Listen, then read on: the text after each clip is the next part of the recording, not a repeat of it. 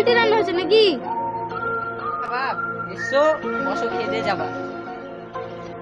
হ্যাঁ বসছি।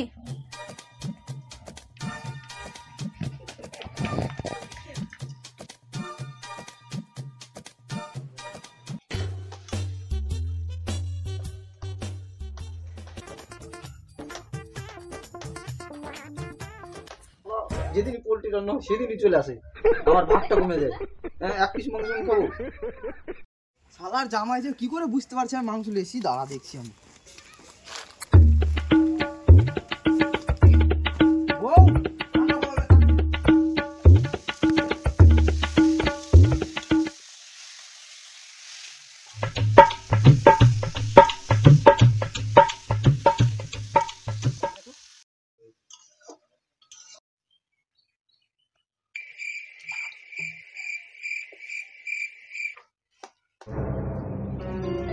বাবা আজকেও মাংস হয়েছে নাকি?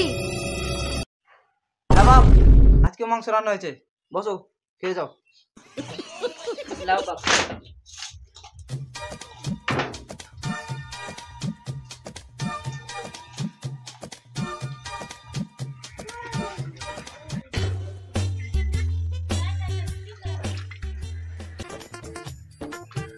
মা আসছি তাহলে আজকে।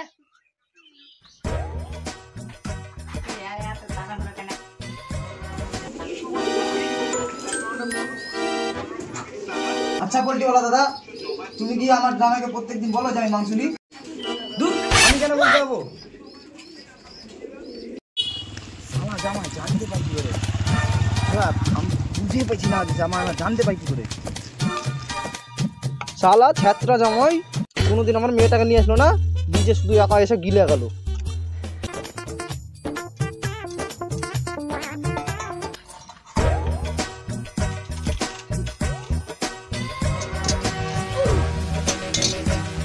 শালা জামাই যে কি করে বুঝতে পারছে মাংস এনেছি, ঘরে ঢুকে আসবো আজকে।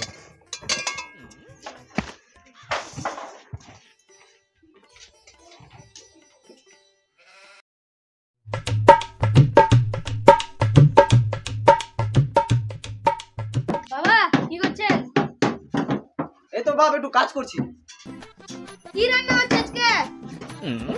তো বাপ ডাল আলু ভাজা আছে, বসো, খেয়ে যাবা। ঠিক আছে।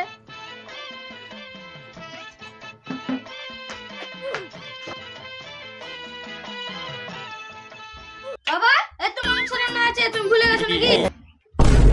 ও তাই তো মাংস রান্না হয়েছিল না, ভুলে গেছিলাম।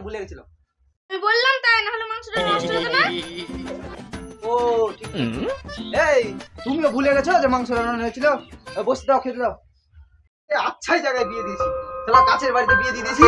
আর যত জ্বালা, যেদিনই মাংস করি সেদিনই চলে আসে। আমি আজকে খোঁজ নেবো যে মাংস খোঁজটা পাই কি করে। শোন, দাঁড়া।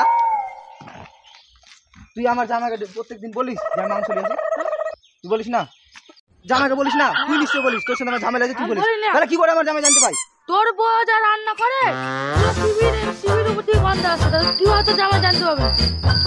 ওরে শালা জামাই তাহলে এই জন্য বুঝতে পারে আজকে আমি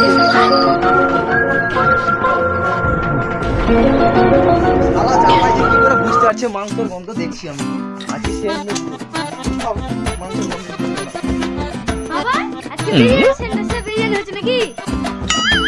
তাহলে যাই বউ ছেলে একসাথে খাবো। আবার বউ ছেলে